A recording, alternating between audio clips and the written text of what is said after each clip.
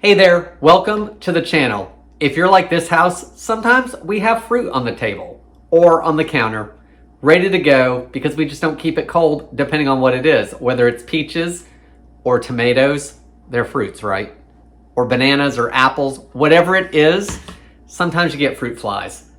No one wants fruit flies. They seem like they're hard to get rid of, and there is a trick that I know that most of you probably know, but I've got a way today that's a little more discreet. And if you tend to be a little clumsy sometimes, like me, this is probably a safer bet that you don't have to clean it up.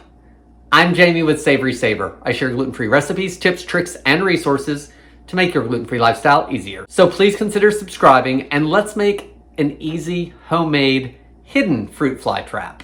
So the easy fruit fly trap that I remember from forever ago is you get a small bowl, you get some apple cider vinegar, put the vinegar in the bowl, cover it with plastic wrap, poke holes in the top, and this attracts your fruit flies.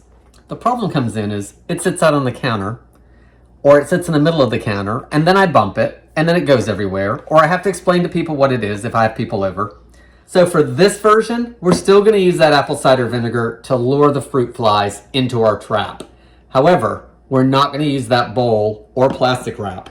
Get an old, empty spice container. You want something that has the holes in the top so they can get in there still. So it doesn't matter. This one has holes here. Glass or plastic. I've got a plastic one here, still has a thing. So now you're gonna take the lid off, pour in your apple cider vinegar,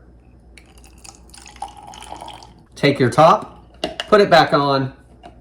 So now you have something that's a little more discreet, and if you're like me, you're probably not gonna knock this over as easily as a bowl sitting on the middle of the counter. With something like this, you can put it right next to where the problem is, or maybe even move it over a little bit more so it blends in with some other bottles. It's just as easy, and again, if you're a little clumsy like I am, less chance of me for spilling this over.